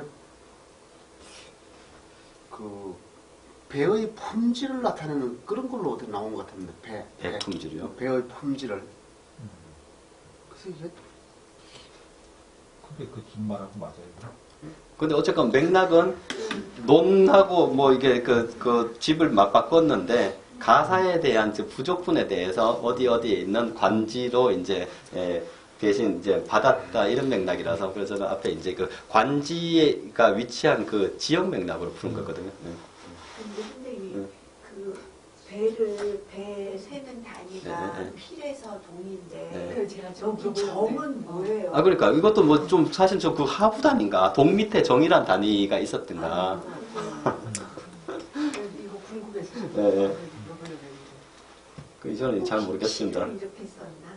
근데 치라고 하면 좀 말이 안 되는 것 같아요. 근데 이것도 맥락은 보시면 알겠지만 이것도 맥락은 보시면 알겠지만 원래는 그 정가로 따지면 땅 목면 내동 값인데 그 목면 내동을 주진 않고 쌀하고 말 한 마리 하고 목면 한 장을 끼워줬거든요. 이걸 다 더하면 내동치 가치가 되는 맥락이에요. 그러니까 실제로는 동보다는 단위가 낮아야 되는 거라서. 그렇죠. 예. 맞아야 되는데 이게 이 일정이 뭘까? 그것도 잘 안 나오는 단위고 그래서 이게 사실은 이제 내용으로 디테일하게 들어가야 되면 이게 사실은 이건 뭐 설명들이 좀 그건 합니다. 사실 참 뭐 명문 이거 하나 참 풀이하는 게 이게 어려운 이런 건데. 그리고 아까 그 명부라고 매덕하던 네. 윤동 명부는 네. 단독 논문으로 나온 게 있어요. 이제 네. 양안상의 경작자로 기록된 네. 이런 뜻입니다. 그래서 명의로 이제 등재된 이런 뜻이지 않습니까? 양안. 예. 그러니까 여기 좀 약간 그 기록 그러니까 명의로 되어 있는 예. 그러니까 어디에 어떤 양안의 명의로 기록된 이런 뜻이로 주인이라는 뜻은 아니고 네, 맞습니다. 예. 어차피 주인은 여기 뭐 매도자가 명확히 나오니까. 예.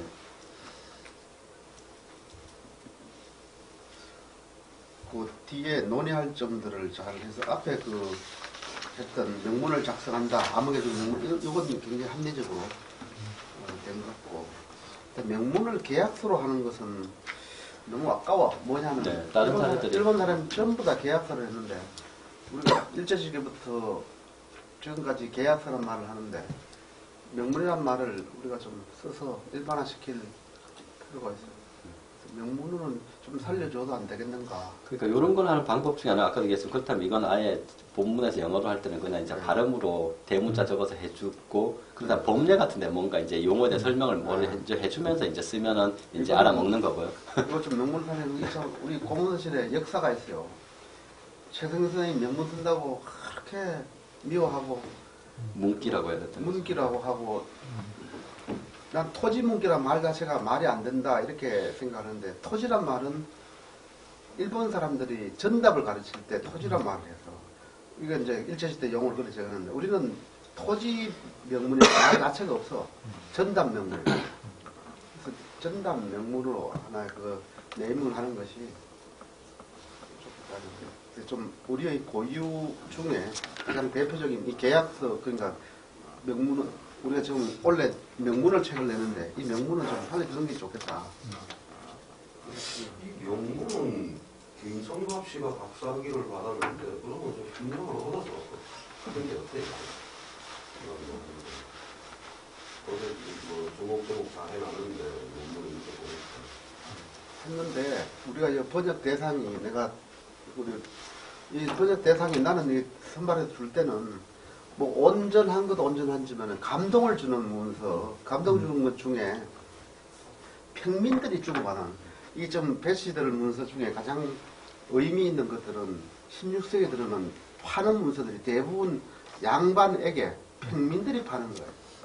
양반은 부자가 되고 평민들이 몰락하는 그런 문서들이 대부분인데 약간 떨어져도 문맥상은 다 연결이 돼, 이걸. 그래서 그렇게 좀 연결을 시켜서 아주 감동 있는 걸, 아주 가난한 실정, 그렇게 해서 파는 그 과정 내용들을 좀 많이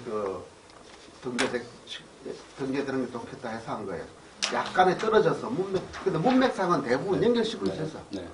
근데 이게 지금 그냥 계약서하고 좀 명분이 다른 거는 내가 이거 왜 판다 하는 이유가 나오잖아요. 좀 많이. 그리고 두 번째 거는 이유가 안 나오지만 첫 번째 거는 내가 가난해서 이걸 할 수밖에 없다는 이런 제가 뭐 많이 보진 않았지만 이런 이유들이 나오는데 그걸 좀 잘 그 특징을 좀 잘 바로 그거예요. 지금 여기 골라준 것은 그 D식의 요용소치라고 뭉뚱그려가지고 이유가 안 나와 사진상. 근데 앞에 거만 여기가 추천한 것은 아주 구구절절한 평민들의 속사정들이 다 나와 있는 것들이었어요. 아니 그러니까 그거가 그 사정이 잘 드러나게 이 문장을 구성했으면 좋겠다는 거지. 네. 예, 그게 특징이라는 걸 좀 우리 계획서에 우리 계약서에 내가 집 왜 파는지 안 쓰잖아요. 현대는 그냥. 근데 조선시대 계약서에는 그런 것들이 나오는 게 아니, 특징이니까. 그걸 안 쓰는 게 당연하죠. 왜 안 쓰냐면 돈이 필요해서. 아니 그러니까 아니 그럼에도 불구하고 여기 쓰니까. 그러니까 돈이 필요해서. 그러니까 이제 우리 선생님 여기에 이거 쌓이니까 뭐. 이거 로비의 이름 누구로 되어 있다고 그랬잖아요. 네. 근데 그거 그냥 차명 계좌인 거예요. 아니, 실질적으로 아닙니다. 실제 아까 말씀하셨듯이 이건 내 땅인데 실제로 양안 등록될 때는 그쪽에 실제로 그 땅을 뭐 경작하는 노비 이름으로 등록돼 있고 근데 알고 보면 주인은 따로 있고 이렇게 한 거죠. 차명은 아닙니다. 뭐 오늘날 개념에 이제 그래서 노비가 그 땅을 자기 마음대로 팔 수는 없는 그렇죠. 거잖아요. 자기 소유가 그게 그랬잖아요. 차명이지 그거는. 그럼요. 차명 계좌지 그 사람은. 아 근데 오늘날 같이 뭐 불법으로 숨기는 그런 용어하고 다른 거죠. 명의를 신탁했다. 약간 불법이지만 이건 더 나쁜 거야. 그러면. 아니 이거 이름만 밀린 거잖아요. 이건 소유는 아니고. 그게 아니라 경작자가 누구라는 걸 자기인이라고 명시해 주거든요. 양안에 보면은. 네. 다른 사람이. 네, 그리고 밑에 시작이라든지 뭐 이런 것 다 표기해줘요. 그래서 이게 지금 선생님이 명부를 경작자로 되어 있는 노비 누구 이렇게 하라는 거지. 그렇게 하면 이게 선생님 같은 오해가. 네, 안 나는 나고. 이게 그래서 이게 차명 계좌인가 막 이런 아, 생각이 네. 그렇지. 모르니까. 차명, 조선시대 차명 계좌를 개설했더라고 번역을 해서 해외에 알리면 안 되는 거잖아. 아니 그게 우리나라의 가장 큰 특징이에요. 네, 네. 양반들이 지명의로 절대로 안 해. 네. 그러니까 토지 양안이라는 것 다 호적도 그렇고 양안도 그렇고 기본적으로 소유권을 증명하는 문서가 아니다. 이거는 세금 징수하는 장부다. 세금을 만드는 게 기본적으로 목적이기 때문에 누가 이 주인이 들어가든 노비가 들어가든 우리는 나라에서는 세금만 받으면 안 된다. 그런 용도로 만든 거기 때문에 이걸 가지고 그러니까 뭐 이게 실제로 그렇다면 이제 이 학습적으로 그런데 그렇다면 이제 번역상에 그렇다면 예컨대 이렇게 되는 겁니다. 그러면 내가사들이 남자적 윤동이 경작자로 기재되어 있는 뭐 이런 식으로 이제 번역을 해주라는 얘기신 거죠. 예. 근데 이게 저기 지금 진주 그 전번에 선생님이 네. 가지고 온 집에 이 토지 문서나 저 회계 장부에 앞에 전부 다 지금 그 노비 이름으로 돼 있거든요. 네. 그래서 그때 저기 김준영 선생님이 뭐라고 얘기를 했냐면 이상하다. 이게 주인이면서 자신을 노비로 지칭하는 건 아니냐 하는 그 노비명을 또 하나 가지고 있는 거 아니냐 이런 얘기들 이중성부 아니 그래 맞아. 가명 계좌지. 아니 그게 아니라 자기를 양반으로 표현하지 않고 노 누구라고 표현하는 맞아요. 그런 게 있어요. 이거는 경작자를 따로 둔 문서가 아니야. 그 집에서 나왔기 때문에. 아 그러니까 이 그 근데 이게 사람이 살아있는 어떤 사람은 양반이 살아있는 자기 노비 이름으로 하는데 그놈이 계속 써. 그놈이 죽으면은 그 이름으로 계속해. 주작한 뭐 그게 150년 산 사람이. 해남윤 씨 같은 경우는 애순 사랑했자 애순 명의로 한단 말이야. 그러니까 관청에서는 어떻게 인지된 건 애순은 사람이 아니고 이 해남윤 씨를 가르치는 하나의 대명사라. 그러니까 그런 식으로 돼. 그러니까 어느 순간에 이 사람이 노비 이름을 하나 가지고 있게 되는 거죠. 그러니까 이제 뭐저 그렇지. 지금 내가 강독하고 있는 해주정 씨에 어떤 문제가 생기면 표본 분쟁이 붙었는데 대명인가 이 노비 이름인데 노비 이름이 차명으로 된 노비 이름이 과연 우리 집 순호인가 그러니까 묘직노인가를 증명을 해. 분재기에 얘가 묘직노로 돼 있다. 그게 100년 지났는데 봐라. 이 우리 집 그 이름 우리 집 노비 이름으로 100년 전에 등기했으니까 얘는 우리 이름으로 돼 있는 것은 우리 땅이다. 이런 식으로 증명을 해 나가. 와, 우리 그래서 우리는 명의신탁이라고 일본 사람들이 이름을 지어놨어 그거를 우리를 이것은 노비 이름으로 한 것은 어느 해남윤 씨 집안이다 지금 흥해배 씨 집안이다 이런 식으로 관청의 면석이들은 다 알아. 근데 나중에 100년 200년 지나니까 분쟁이 생길 때 그런 식으로 노비 이름 중에 순호로 된 사람을 증명해서 그렇게 자기 찾는 경혜공주 땅 찾는 그러면 한번 명의를 정하면 노비 이름으로 그때 살아있을 때 그 노비가 그럼 그건 절대 안 바꾸고 계속 가는 지금 나도 그걸 봤는데 우리 진주에서 가져온 것은 이렇게 해요. 자기 그 마진 그 덜에서는 어떤 뭐 성석인가 그 노비 이름 돼 있고 또 어떤 다른 지역에 있는 그 집 땅은 또 다른 노비 이름으로 돼 있고 그러니까 한 두세 개 차명을 하는 거야. 한 서너 개 큰 집안은 대여섯 개를 차명을 해가지고 그걸 운영하고 있어. 그러니까 사람들이 헷갈리기 쉽지고. 지금 뭐 저런 얘기 한다 그래서 이제 양반들이 이제 좀 거룩하게 쓸 때 태코도 부르고 하는데 이것도 하나의 다른 변호로 이제 얘기를 합니다. 노비 이름을 사실 자기를 지칭하는 건데 현실 생활에서 뭐 경제 활동할 때 쓰는 이제 노비 이름을 한 그 하나의 또 벼로로 이제 좀 얘기를 하죠. 그러니까 뭐 할 때 노명으로 뭘 한다, 노명으로 뭘 한다 이런 말을 아예 그 소지나 이런 데 완전히 그렇게 나오는 거. 그러니까 근데 뭐 그 유효 기간이 뭐 200년, 300년 이어가진 않더라고요. 그래요. 예. 아니 근데 아주 강고한 양반집안은 그렇게 150년 이어가는 거 봤어요. 그런데 보통 그 상전이 그 죽으면은 그 노비도 이름이 바뀌었죠. 새상전으로. 노비의 세수는 저기 윤동도 지금 살아있는 윤동인지 죽은 윤동인지 모르는 거예요. 아니 그러면은 경작자가 세금 내잖아요. 세금요. 그 노비를 경작자로 해서 그 사람이 세금 내잖아요. 그 노비가 또 주인한테도 줘야 되잖아요. 아니 지금 아까 얘기했던 차명 계좌로 낸 것은 사실상 주인이 다 내고. 주인이 내지. 완전 소작 관계는 또 따로 있습니다. 아, 그래요? 이것만 그렇다는 거예요. 차명 계좌라는.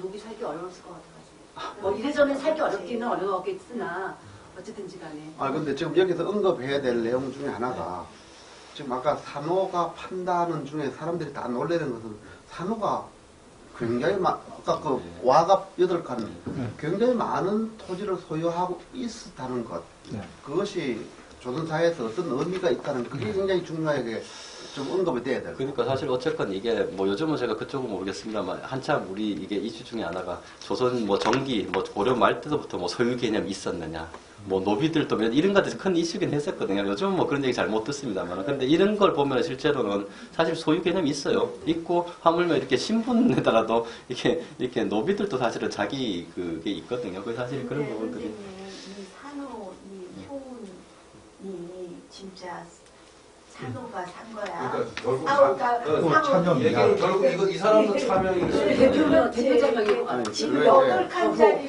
산호가 가지고 아니 근데 이제 여기서 재밌게 봤던 게 그럴 수 보통은 이제 있을까? 차명을 했을 경우는 증인들이 달라져요. 증인들은 진짜 이 그 정병과 관련된 그 친인척이나 실제로 되게 신분들이 그렇게 맞아 들어가면 근데 여기는 이제 증인들이 다 보면 다 노비들이 동원돼 있어가지고 그 두 번째 아니, 문서 쟤가 보면 조병이라서 그렇지. 그 효운 전에 송현이라고 썼다가 그 효운으로 바꿨잖아요. 아 여기 안에 지운 거요. 예, 글자 지운 거. 예. 그러니까 결국 그게 과연 정황을 놓고 보면 처음에 그 한다면은 집 주인을 착각할 리는 없잖아요. 네. 이게 결국 저것도 혹시 차명 소유 아닌가? 그거는 좀 생각해 네, 네. 아무튼 저 송현이 신현이 산호가 8칸짜리 집을 가지고 있을 수 있을까? 전기는 오히려 가능해. 후기로 가면 불가능하죠. 후기는 아예 불가능한데 이것이 이제 산호라 했을 때 그냥 이제 보통 무슨 땡로, 댕로 이렇게 대부분 하잖아요. 댕로. 무슨 땡로 하면은 이제 양반인 게 분명한데 이럴 때는 사실은 애매하긴 해. 애매하지. 애매하긴 했는데 보통 산호는 그래서 그냥 나는 이렇게 판단합니다. 산호라고 분명했을 때는 자기 그 노비의 개인 재산을 더 좀 놓고 그냥 노 또는 댕노는 무조건 양반의 소유노고 그냥 노 할 때는 굉장히 의심을 많이 해봐야 한다. 이렇게 개념을 이거는 제가 하나 더 하기를 보겠습니다. 이게 왜냐면 요 맥락이 사실은 이렇게 되면 어떤 식으로 하면 박만희가 이 효운에게 팔았어요. 그럼 이제 요게 왜 흥해배 씨 집에 왔는지는 아마 요것도 연결되는 사실 몇 다리를 하나 건너야 됩니다. 그러니까 사실은 예, 여기 가봐서 봤을 때 그때 뭐 전례 과정에서 이제 이게 나오면은 얘기가 좀 더 좀 상세가 되게 지금 될 말하는 것이 하나의 그 중요한 부분인데 왜 흥해배식이 있었을까를 얘기할 때 이제 딸려 문서다 구문기로 이렇게 네. 적어야 네. 돼서 최종적으로는 어찌 배씨 집안 사람들 이름이 한번 나와. 보통 이제 저변 문서가 떨어져 나와. 전 구문기라 하죠. 구문기라 해가지고 옛날에 계약서를 같이 다 받아요.